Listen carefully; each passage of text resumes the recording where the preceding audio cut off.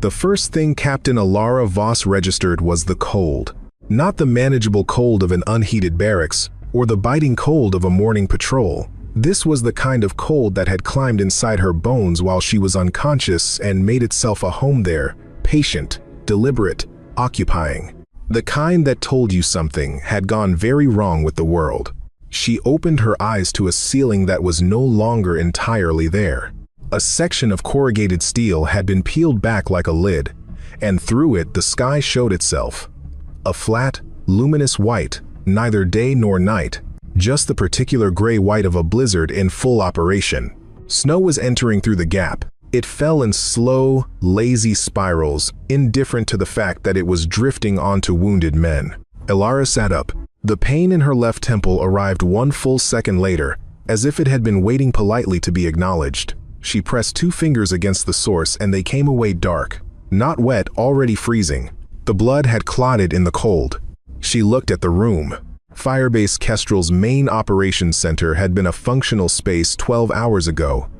Cramped, overlit, smelling of instant coffee and anxiety, and the particular electrical smell of too many screens running too many feeds. Now it looked like a photograph of a place that had once existed. Half the monitoring stations were overturned, 2 of the support columns had failed, and the ceiling section above them had partially collapsed. Dust and snow mixed in the air in a way that made it hard to breathe. 3 of her people were down. She could see Sergeant Dale Richter against the far wall, breathing, she confirmed, his chest moving in slow, shallow pulls. Corporal Simmons was upright but glassy-eyed, pressing both hands to a wound on her forearm and not looking at it. Specialist Yancey was not visible. Alara did not let herself think about that yet. The communications console was dead. Every screen. The backup generator had either been destroyed or disconnected when she found the junction panel. The indicator lights were all dark. Outside, through the single intact window still holding glass, she could hear the wind working at the walls with a sound like something wanting in. She did not hear anything that sounded like a rescue. She pushed herself to standing, steadied herself against what remained of the central table, and began moving through the room to assess who could be helped and by how much. That was when she saw him. He was standing near the shattered window at the north end of the room, the one that faced the open terrain, the white field that stretched for kilometers before the tree line. He was standing very still. He was not armed. He was not in uniform. He was wearing the gray coveralls of the base sanitation staff, the kind with the small embroidered patch on the chest that said "Maintenance" in block letters. In his left hand, he held a mop handle, though the mop head itself had been torn away at some point. He was using it as something between a walking stick and a brace, his weight slightly favored to one side. He was looking out the window. Alara stopped. He didn't turn. "Hey you, what are you doing here? Who are you?" Still nothing. Not a flinch, not a turn of the head. He just kept looking out at the white. In the dim light, in the falling snow that had made it through the roof gap, he looked like part of the damage, something the blast had left standing by accident. Alara crossed to him and stepped into his sight line, forcing him to either see her or actively refuse to. He saw her. His eyes were light, very light, a gray-green that the low light made look almost colorless. His face was older than she'd have guessed from his posture. Mid-40s, lean to the point of gaunt, with the particular kind of weathering that came not from sun exposure, but from years of cold. There was a long scar that ran from just below his left ear to the edge of his jaw, old and pale. She waited. He did not speak. He did not appear to be organizing words. His expression was not the expression of a person deciding what to say. It was the expression of a person for whom saying was not one of the available options. She remembered him then, not specifically, but categorically. The maintenance worker. He'd been assigned to Kestrel about 8 or 9 weeks ago, some administrative transfer from a supply depot further east. The others had talked about him the way soldiers talked about anything strange that didn't fit a category, with mild amusement and then with neglect. He didn't speak. He'd never been heard to speak. Nobody knew his name. Nobody had thought to find out. He was just there, in the background, cleaning things.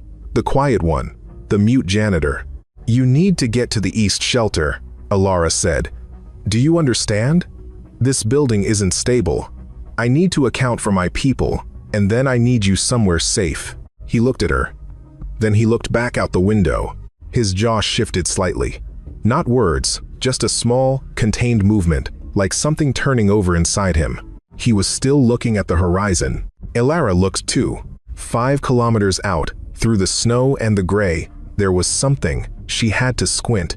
A cluster of low structures, barely visible through the weather but visible. There was no fire visible at this distance, but she knew what was there. 2 days ago, intelligence had confirmed it. The forward command unit coordinating the entire eastern offensive, the people directing the phalanx of artillery, the drone flights, the sniper teams that had been systematically dismantling their perimeter for 3 weeks. She looked back at the man with the mop handle. He was still looking at it. He had arrived on a Tuesday, in the first real cold of the season. Elara had been reviewing logistics when the base administrator, Lieutenant Craig Hoffman, had knocked on her door with a folder and a mildly uncertain expression. Transfer from Dicho 7, maintenance assignment. I've been through the paperwork 3 times. He'd hesitated. Everything checks out. ID, transfer codes, medical clearance. But there's no service record. It's like the system just generated a file with his name and nothing else. What's his name? Hoffman had looked at the folder. It says Seth. No last name on file, just Seth. She'd looked at the paperwork herself. Hoffman was right, technically valid, bureaucratically sound, and somehow completely empty, a ghost of a personnel file. She'd flagged it for review, filed it with base security, and then gotten buried under an incoming attack analysis that required her full attention for the next 72 hours. By the time she remembered to follow up, the man had been at Kestrel for 3 weeks and had made himself so unremarkable that the follow-up didn't feel urgent. He was quiet. That was the primary fact about him. Not shy. Stillness and shyness were different things, and this man had no shyness in him. He simply did not speak. He communicated in the small ways available to someone who didn't use words. A nod, a point, a look that meant yes or no. He ate alone. He worked long hours, longer than required, usually, and he worked carefully. The kind of careful that most people stopped doing after the first week of any job. The soldiers gave him a hard time. Not cruelly. Mostly it was the casual cruelty of boredom, of people in a high-stress environment finding a low-stakes target. Corporal Denny Wells was the worst. He'd drop trash intentionally in areas Seth had just cleaned and watched to see if there would be a reaction. There never was. Seth would clean it again with the same unhurried thoroughness. Once, Wells had put his boot on Seth's mop bucket, tipping it slowly while maintaining eye contact. Seth had looked at the bucket, then at Wells, then back at the bucket. He'd righted it. He'd gone back to work. Freak, Wells had said. Seth had not responded. But there were other things that Elara had noted, filed, and not yet done anything with. There was the morning 6 weeks ago when Private Torres had been crossing the vehicle yard during what turned out to be a sniper window, a period when an enemy shooter had a clear line into the base from the northern ridge. Torres had not known about the window. The intelligence briefing had come in late. She'd been walking, exposed, and from across the yard Seth had appeared, walking at a pace that was not a run but covered ground very fast, and he had stepped in front of Torres, stopped her with one hand flat on her sternum, and redirected her without a word into the shadow of the transport truck. The shot, when it came, went through the space where Torres had been standing. Seth had not looked at Torres afterward. He'd gone back to the building he'd been heading toward. Torres had come to Elara, shaken and confused. He just knew, she'd said. He came from nowhere, and he just knew. There was also the matter of how he stood.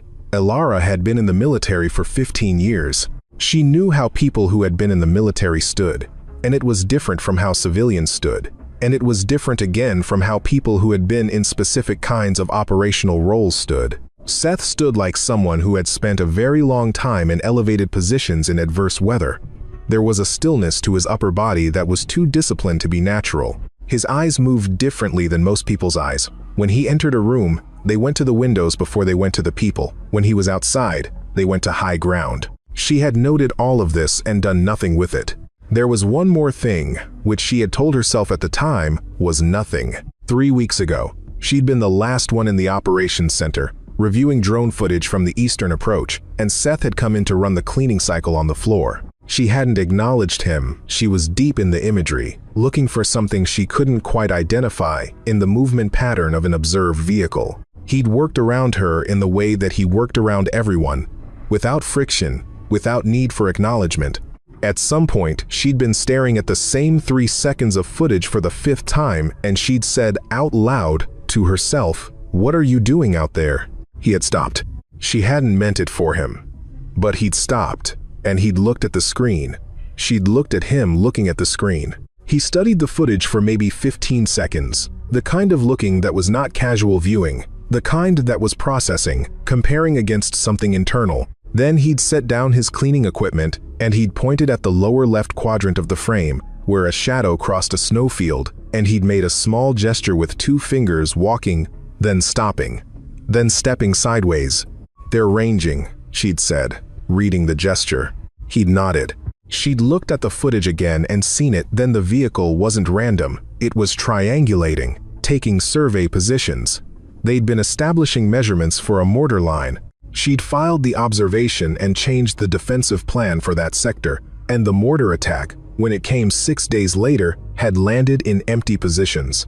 She'd told the operations review that she'd identified the pattern herself. She hadn't thought much about why she'd done that.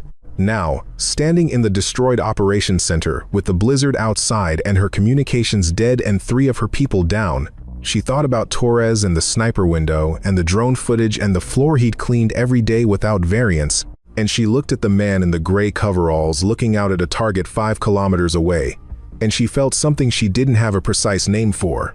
Not hope exactly. Something more cautious than hope. Something with an edge to it, like the moment before an answer arrives and you aren't sure yet if you want to hear it. Firebase Kestrel's situation, as of that morning, was this. 11 personnel inside the perimeter, including wounded, 0 functional communications, 0 air support. The weather had grounded everything. 2 viable exits from the base, both covered by enemy observation posts that had been confirmed before the blast. The eastern ridge, which had been their best option for a covered withdrawal, had been taken in the previous night's action. The resupply convoy that had been scheduled for 48 hours out was not going to push through a blizzard of this intensity, and even if it had, communications being down meant there was no way to warn it off. Against them, an enemy force that had been systematically and professionally prosecuting a siege for 3 weeks. Not a large force, this wasn't a conventional assault, it was something more surgical. A small, highly capable element that had identified Kestrel's value as a forward intelligence post and was in the process of removing it from the board. They were using artillery precisely enough to cause maximum disruption without leveling everything at once. They wanted the people inside to be alive and afraid, at least for now. They were using drones to observe and to spot for the artillery. And they were using sniper teams positioned in the eastern woods and on the ridge. Everything was coordinated. Coordinated meant there was a nerve center. The nerve center was 5 kilometers north. Elara had spent the better part of the previous night studying the intelligence images of that command cluster before the blast had killed her screens. It wasn't much to look at, a collection of temporary structures, probably prefabricated, with what appeared to be vehicle-mounted communication arrays and a generator setup. Maybe a dozen people inside it at any given time. The people who decided where the artillery landed. The people running the drones. The people telling the sniper teams where to look. The problem with the nerve center was not knowing it existed. The problem was range. The best shooter Kestrel had was Staff Sergeant Owen Briggs, and Owen was one of the people down against the far wall. Even when healthy, Briggs' confirmed range was just under 2 kilometers, in good conditions, with proper equipment, with a spotter. In a storm like this, against a target at 5 kilometers, it wasn't a matter of skill. It was geometry, ballistics, wind drift, bullet drop. The math simply did not work. No one at Kestrel could make that shot. Elara looked at Seth again. He had not moved from the window. He was still looking north. She crossed to where he stood and followed his sight line, and she saw that he wasn't looking at the distant structures vaguely, the way a person looked at something too far away to resolve. He was looking at specific parts of it. His eyes moved in small increments, methodical, measuring. Seth. He didn't look at her, but something in his posture shifted a slight orientation toward her voice, like a satellite dish moving fractionally. "Are you looking at the command post?" He looked at her then. Full, direct, and nodded once. "What are you thinking?" He held her gaze for a moment. Then he turned and walked to the central table, the one that was still more or less standing, and he looked at what was on it. There was debris, broken equipment, a coffee cup that had survived everything intact. There was also a dry erase marker that had rolled into the corner. He picked up the marker. He looked at the table surface. Then he began to draw. What he drew was not what she expected. She had expected something military, a map, a diagram of approach vectors, something tactical. What he drew first was a sequence of numbers. They came quickly, in a clean, small hand. Not the handwriting of a man who never wrote, but of a man who wrote precisely when writing mattered. Wind speed estimates based on what they could observe of the snowdrift outside the window. Temperature. Altitude differential. Bullet drop across 5 kilometers. Coriolis effect. He worked through it with the speed of someone executing a calculation they had made hundreds of times. Then he drew the shot. Not a straight line, nobody untrained would know this, but a 5-kilometer shot doesn't travel in a straight line. It arcs, drifts, falls. He drew the parabola. He marked the variables on it, where wind drift would begin to accumulate, where bullet drop became exponential, the adjustment for the temperature's effect on air density. At the point of the target, he drew a small X. Then he circled 2 numbers and looked at Ilara. She knew enough to read what he was telling her. The elevation angle, the lateral correction for drift. These were the inputs. He was asking if she understood. "I understand," she said. He looked at her for a moment, as if verifying this. Then he walked to the far corner of the room, where the debris from the collapse section had created a pile, and he began moving pieces of it, carefully. He wasn't looking for a weapon, she understood that before he found it. He was looking for a specific weapon. He found it under a section of insulation and an overturned chair, the bolt-action rifle that had belonged to Sergeant Briggs, a precision platform chambered for a round with the right external ballistics for extreme distance. Briggs had brought it 2 weeks ago after a resupply, a personal piece that he'd been adjusting for this environment. Seth picked it up. He checked it the way a person checks something they invented, not looking for problems, just confirming that it still existed correctly. He ran his hand along the barrel. He worked the bolt. He looked through the scope for 3 seconds. He set it down on the table. He looked at the drawing he'd made.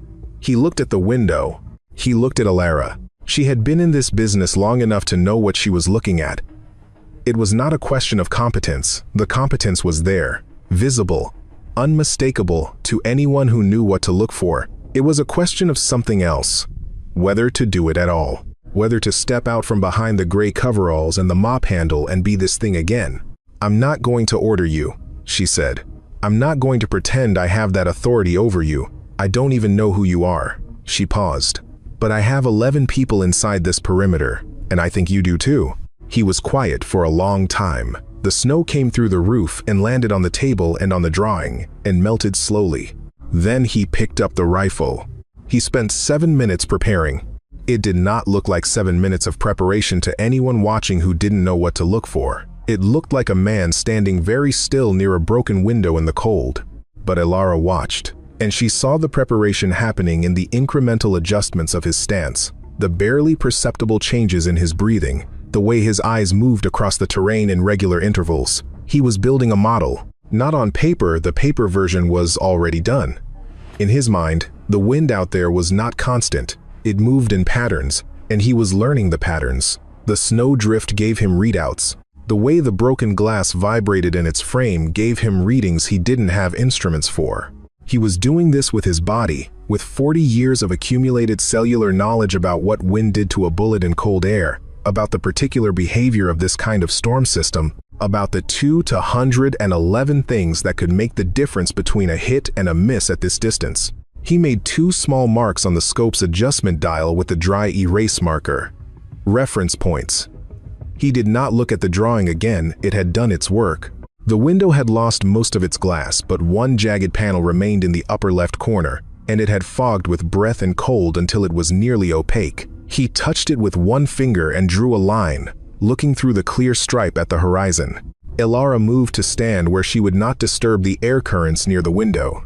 She could see his profile. She could see the way he went through some kind of internal process. She had no word for it.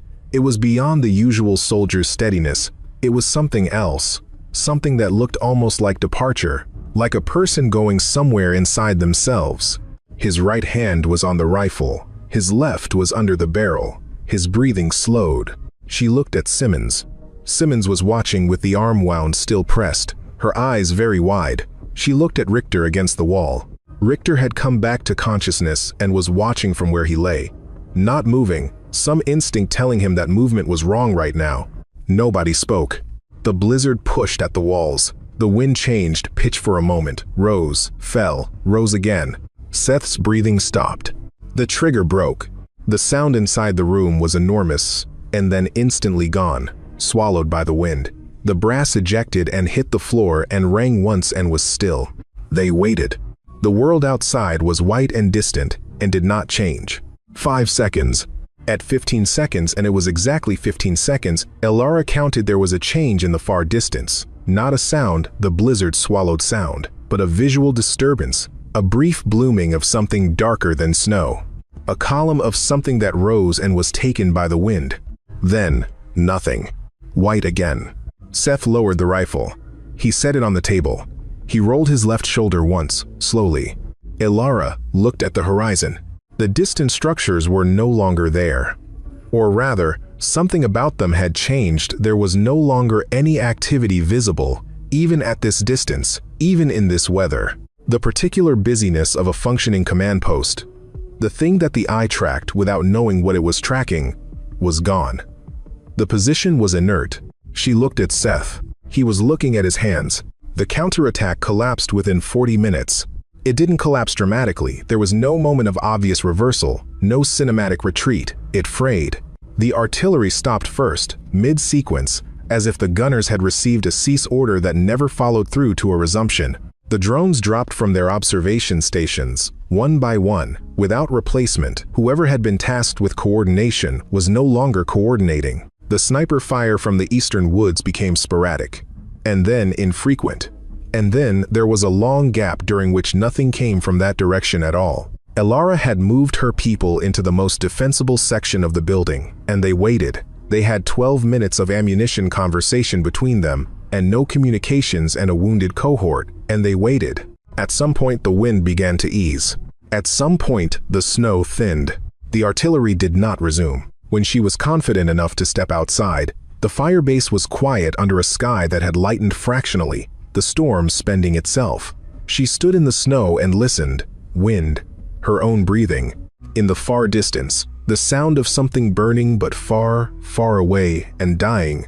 Inside, her people were trying to process what had happened. Corporal Simmons, who had been with Kestrel for 8 months and whose family were Ohio farmers and who had never, in all her life, seen anything like what she had just seen, was sitting on the floor next to the table with the drawing on it, staring at the dry erase lines without blinking. He didn't have a spotter, she said, to no one in particular. No, Elara said. He didn't have any instruments. The wind was Simmons stopped. She started again. The wind was variable. There's no model for that. You can't calculate for variable wind over 5 kilometers. You'd need real-time data from the whole flight path of the Caressid. I know. How did he? I don't know. Richter had gotten himself off the floor and was sitting in the remains of a chair with his ribs held with one arm and his eyes on Seth, who was standing near the south wall, holding the mop handle again, looking at nothing in particular. Richter had been in the military for 22 years. He had served in 4 different theaters. He had met some exceptional people. He kept looking at Seth. I've seen that stance, Richter said. Elara looked at him. I've seen that exact stance once before. Richter's voice was quiet, not reverent, too measured for reverence, too careful. In a briefing, a classified briefing, 8 years ago, they were using it as a case study. He paused. Long-range interdiction in adverse conditions. They didn't use a name. They called the shooter by a designation. Nobody spoke. Richter looked at the dry erase drawing on the table, then back at Seth. Ghost line, Richter said. He didn't react to the name. That was its own kind of answer. What Alara knew about Ghost Line, she'd assembled from fragments over the years. The classified briefing Richter had mentioned was not the only one, and while she'd never attended one personally, she'd spoken with people who had. The name appeared in certain kinds of discussions the way that rare weather events appeared in meteorology discussions, as a benchmark, as a boundary condition, as a thing that had happened once and defined the outer limit of what was considered possible. Ghost Line had been active for approximately 6 years, sometime in the decade prior. The operational record, what existed of it, which was not much, suggested a skill set that had no reasonable parallel. Confirmed engagements at distances that were, by any technical analysis, beyond the capability of the equipment involved. An ability to operate independently, without support, in conditions that would have grounded any conventional sniper team. Then, approximately 4 years ago, Ghost Line had simply ceased. No death, no captured record, no official retirement, just no further activity. The file, such as it was, had been closed with a notation that read, "Operator status, unconfirmed, record suspended pending," which meant they didn't know where he was. Or they knew, and had decided to let the file stay closed. Alara looked at Seth, at this man in gray coveralls who cleaned floors and did not speak and had spent 8 weeks at a firebase at the edge of nothing, and she tried to construct the line between that classified file and this, and person. The voice was the key. She understood this without knowing the full story. He had not been born mute.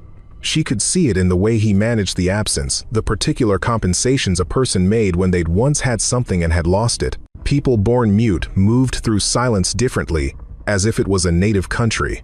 For Seth, the silence was a place he had arrived at, and it still had, in certain moments, the quality of a wound.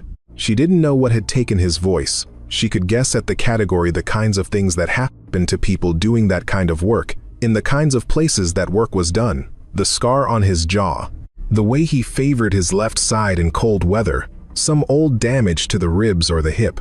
What she thought about more was the choice. He could have gone somewhere else entirely, somewhere warm, somewhere far from any conflict, any perimeter, any morning that sounded like this one. Instead, he had come here and worn gray coveralls and picked up a mop. He had cleaned floors and kept watch, and put himself between Torres and a bullet without being asked. People talked about ghosts like they were people who were gone.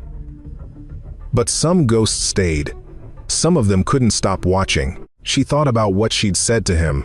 "I think you do too," meaning, 11 people inside this perimeter. "I think they matter to you too." She thought he'd already been keeping count long before she said it. They came at dusk. She'd expected it. She'd have done the same thing, in their position. The command center was gone. The coordination was broken. But the siege element was still in the field, and it was not a force that retreated cleanly. It had been given an objective, and even operating blind, even without communication, the trained instinct was to press the objective before reorganizing. What came at dusk was not an artillery barrage. It was men. A close assault, direct, moving fast through the diminishing snow. 6 targets, identified first by Seth. He touched her arm and pointed, and she saw them a full 8 seconds before any of her people would have, moving through the terrain with the skilled invisibility of people who knew how to cross exposed ground. He didn't wait for permission. He moved. Alara had seen soldiers operate. She had seen good soldiers and exceptional soldiers, and she had seen, twice in her career, people who occupied some category beyond what she had language for. Seth occupied that category, and watching him in those minutes was like watching a physical principle operate, not an act of will, exactly, but an expression of deep law. He moved without cover noise, in the way of a person who had learned that silence was the primary tactical asset. He used the building's remaining structure the way other people use doors, as a system of openings and closings, available to someone who understood their geometry. He was reading the terrain outside through the windows and the gaps, tracking the 6 figures as they moved, and he was staying ahead of them in a way that required him to be thinking multiple moves out. He had the rifle. He used it 4 times in 3 minutes. Each shot was taken from a different position, each one a brief displacement and then a return to stillness. The targets went down cleanly, at distances that ranged from 300 meters to over 800. The 5th and 6th targets were together, and they had identified his position. They laid down suppressive fire and moved. Elara came up on the flank, her side, her decision, no signal from Seth necessary, because she had been watching him long enough to understand the logic, and she covered the angle he couldn't cover without breaking his own position. The fifth went down. The sixth dropped his weapon and ran. Elara let him run. Silence returned. The wind was low now. Somewhere, something was dripping snow melt off a damaged pipe. Seth came back inside through a gap in the east wall. He set the rifle down on the same table. He rolled his shoulder again, the same slow roll. Then he stood and looked at nothing for a moment, and Elara recognized the particular quality of that looking. It was the same thing she'd seen earlier, that internal departure and return. He was coming back from somewhere. Richter started to say something. Seth shook his head. Not a refusal, a request. Just a moment. He was asking for a moment. Nobody spoke. The emergency communications relay came back online at 0340. The storm had broken. The satellite connection had re-established, and the first contact from command came through. While most of Kestrel's personnel were doing the functional things of aftermath, treating wounds, accounting for resources, documenting damage, Elara took the call and reported as factually as she could, while leaving several things deliberately vague. A support element had been responsible for the destruction of the enemy command post. She would provide full details in a written assessment within 24 hours. She didn't say. The support element was one person with a bolt-action rifle and no instruments, and it was done from 5 kilometers in a blizzard. Because she didn't know yet what she was supposed to do with that information. At 0610, a rapid assessment team arrived ahead of the main resupply convoy. 3 officers, one of them from a level of the command structure that rarely came this close to a firebase. His name was Colonel Raymond Beckett, and he was 59 years old and had the particular look of a man who had spent decades working at the edges of the map, the places that didn't appear on public documents, the operations that didn't generate public records. Beckett came into the operations center and looked around at the damage and at Elara's people, doing the assessment of a man who'd seen this kind of thing before. He asked her questions. She answered them. He reviewed the site of the shot, the position at the north window, the table with the dry erase drawing still on it. He looked at the drawing for a long time. He asked, without looking up from it, "Where is he?" "Still on base," Elara said. "As far as I know." He went still in the way that certain very controlled people went still when they were managing a strong reaction. "Get him for me," Beckett said. She found Seth in the east corridor, where he'd been cleaning debris since dawn. He was working with a broken piece of equipment that he'd partially reassembled into something functional, clearing rubble with a methodical efficiency that looked, at first glance, exactly like what it would have looked like 8 weeks ago. A maintenance worker, doing maintenance work. "There's someone here who wants to see you," Elara said. He looked at her. "I think you know why." He looked at the rubble. He looked at his hands. He set down the piece of equipment. When he came into the operations center, Beckett looked at him for a long moment. Seth looked back. There was something in that exchange, a recognition that went both directions, that excluded everyone else in the room. "You've been here for 8 weeks, Beckett said. Seth said nothing. "The file we have for you was closed 4 years ago. You knew we'd look for you if anything happened." He paused. "You did it anyway." Seth looked at the window. The same window. The glass was still fogged from the night, though the pane was mostly gone now, just a frame with jagged edges. He looked at it for a moment, then raised one finger and drew a line in the frost on the remaining piece of glass. A word. She read it from behind him, over his shoulder. Somebody had to. Beckett looked at the words. He looked at Seth. He looked at Elara. "That's the whole answer?" Beckett said. Seth tilted his head, a small motion that meant, "Yes, that's the whole answer." Beckett was quiet for a moment. He looked like a man working something out, some equation that didn't balance the way he'd expected. "We owe you a significant number of things," Beckett finally said. "Classified commendations. Back pay. Pension, probably, depending on how the legal office wants to handle the last 4 years. Official recognition." Seth's expression didn't change. "None of that interests you," Beckett said. It wasn't a question. Seth looked at the words on the glass. Somebody had to. The frost was already melting where his finger had touched it, the words were going. He watched them go. By the time the main convoy arrived, the storm was fully over.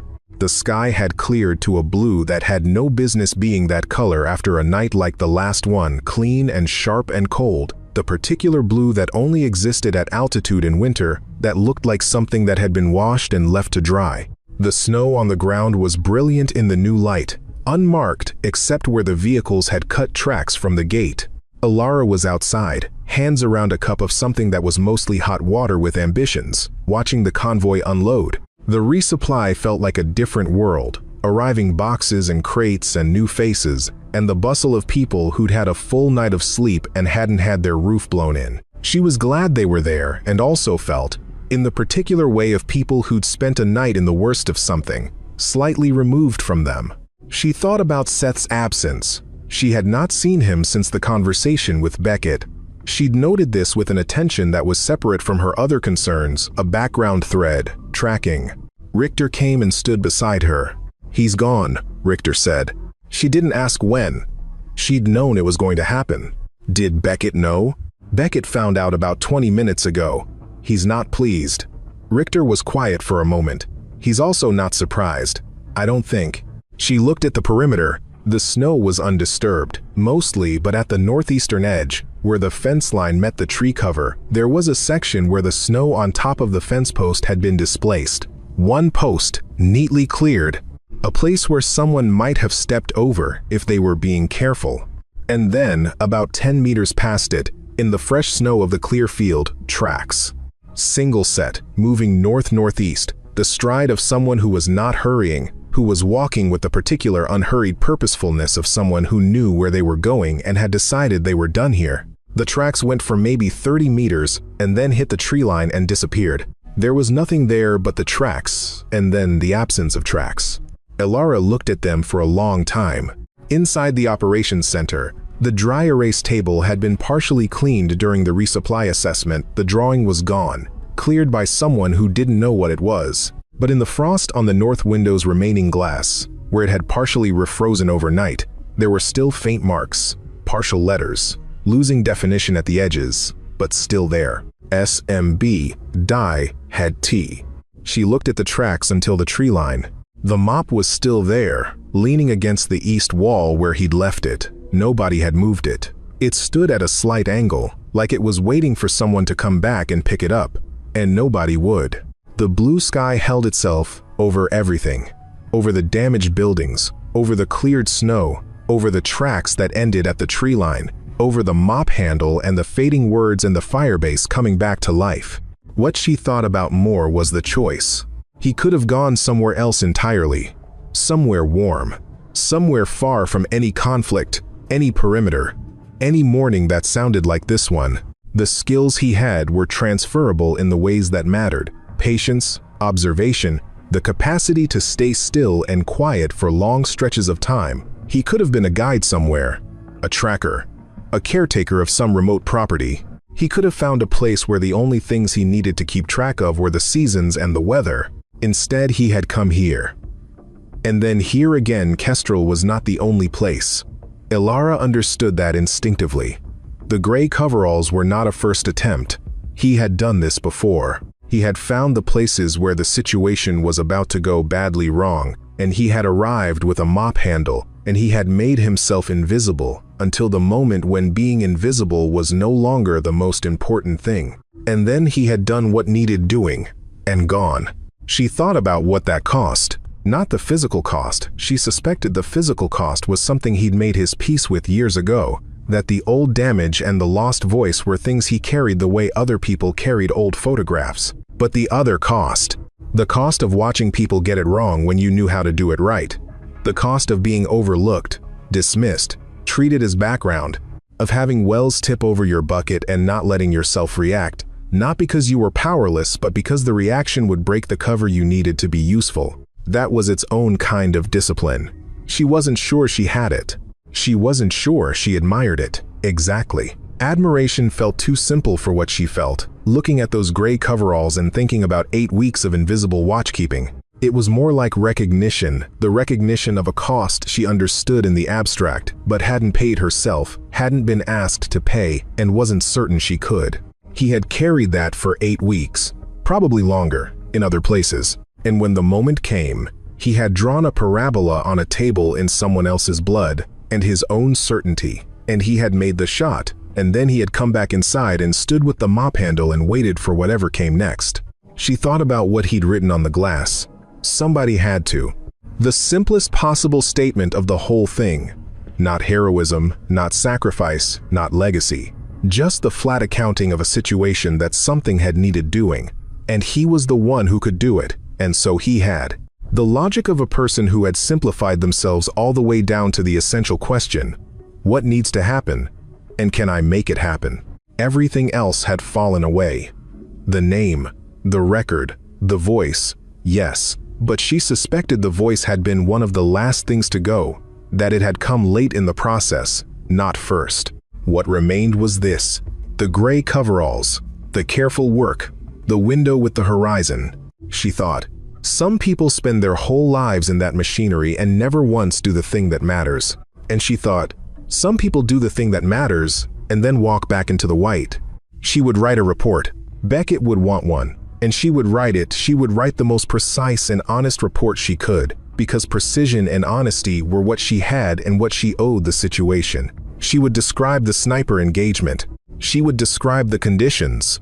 She would describe the outcome. She would use the word operator because that was the accurate word. And she would describe the capability she had witnessed because that was her professional obligation. What she would not be able to fully describe was the other thing. The thing that happened when someone who no longer needed to be anywhere in particular chose to be exactly here. She didn't have the precise language for it. She wasn't sure the professional vocabulary of her field contained that language. It might be a different kind of language entirely, not the language of operations or assessments or official commendations. Maybe the language for it was just the tracks in the snow, ending at the tree line. Maybe the language for it was the mop handle, leaning at its angle, still waiting. Richter was still standing beside her. Ghost line, he said. Quiet, half to himself. That's not his name, Elara said. Richter looked at her. I don't think that's ever been his name. She looked at the tracks until the trees. I don't think he has one right now. I think that's the point. Richter was quiet for a moment. He was a man who had been in enough situations to know the difference between silence that needed filling and silence that didn't. This one didn't. Do you think he'll surface again? He asked, finally. Somewhere, Elara said. Somewhere there's a perimeter with a problem and not enough people to solve it. And there'll be a maintenance request.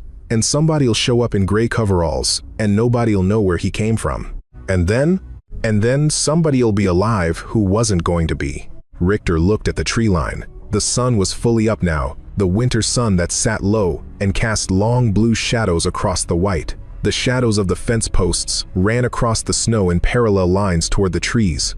Nobody'll know, Richter said. Doesn't bother him. I don't think it does.